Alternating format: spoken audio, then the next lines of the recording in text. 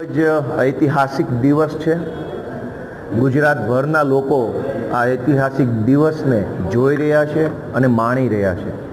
વર્ષોથી ગુજરાતની જનતા જે ક્રાંતિ, જે ફેરફારની, પરિવર્તનની રાહ જોઈ રહી હતી, એ ફેરફાર આવવાની શરૂઆત થઈ હોય એવી ઉત્સાહની અને હર્ષની લાગણી ગુજરાતની જનતા અનુભવી રહી છે।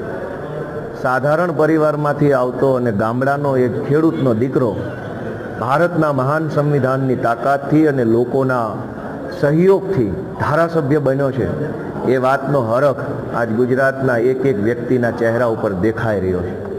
આજે જ્યારે મારી ગુજરાતની વિધાનસભાના સભ્ય તરીકેની શપથવિધિ થવાની છે, એ વાતનો ઉત્સાહ ગુજરાતના ગામડા સુધી પહોંચ્યો છે। એ બદલ હું ગુજરાતની સૌ જનતાનો ખૂબ ખૂબ આભાર વ્યક્ત કરું છું। મારા પોતાના માટે પણ આ એક ખૂબ રોમાંચક આપનારો, ગર્વ આપનારો દિવસ છે, કેમ કે મેં ક્યારેય વિચાર્યું નહોતું કે મારા જેવા સામાન્ય માણસને અવડા મોટા પ્લેટફોર્મ ઉપર કામ કરવાની તક મળશે। ગુજરાત વિધાનસભાની અંદર આપણા દેશના, આપણા રાજ્યના મહાન નેતાઓ, ક્રાંતિકારી નેતાઓએ પણ આ વિધાનસભા ગૃહને શોભાવ્યું છે, એની શોભા વધારી છે। એવા ગૃહની અંદર બેસવાની મને તક મળશે, એ માટે હું મારી જાતને ભાગ્યશાળી માનું છું। અમારા માનનીય નેતા શ્રી અરવિંદ કેજરીવાલજી, અમારા ગુજરાતના નેતા માનનીય શ્રી ઈશુદાનભાઈ ગઢવી, અમારા મનોજભાઈ સોરઠિયા, અમારી આખી ટીમ જે છેલ્લા ઘણા વર્ષોથી ગ્રાઉન્ડ ઉપર રહીને સંઘર્ષ કરે છે, લોકોના મુદ્દા ઉપર અવાજ ઉઠાવે છે, અને એક સપનું લઈને અમે બધા હાલતા હતા કે એક દિવસ આવશે જ્યારે ગુજરાતમાં બદલાવ આવશે, આમ આદમી પાર્ટીનો દબદબો આવશે।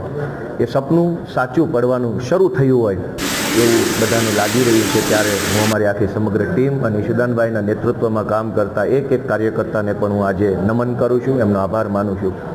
વિસાવદર ભેસાણની મહાન જનતાએ મને જે તક આપી છે, એ બદલ હું વિસાવદર ભેસાણ જૂનાગઢ ગ્રામ્ય વિસ્તારના મતદારોને પણ બે હાથ જોડીને નમન કરું છું। અને આ ઐતિહાસિક દિવસે, ઐતિહાસિક ક્ષણે હું આપણા ગુજરાતના લોકપ્રિય ખેડૂત નેતા સ્વર્ગસ્થ કેશુબાપા પટેલને પણ વિનમ્ર શ્રદ્ધાંજલિ અર્પણ કરું છું, એમને હું યાદ કરું છું અને પ્રાર્થના કરું છું કે કેશુબાપાએ ગામડું, ખેડૂત અને ખેતી માટે જે કાંઈ પોતાનું યોગદાન આપ્યું છે, એ રસ્તા ઉપર અમે ચાલી શકીએ। ગામડા માટે, ખેડૂત માટે, ખેતી માટે અને યુવાનો માટે અમે કંઈક સારું કામ કરી શકીએ, એવું ઈશ્વર અમને બળ આપે એવી પ્રાર્થના કરું છું। ગોપાલભાઈ, ક્રાંતિ અમૃત પરમ દિવસે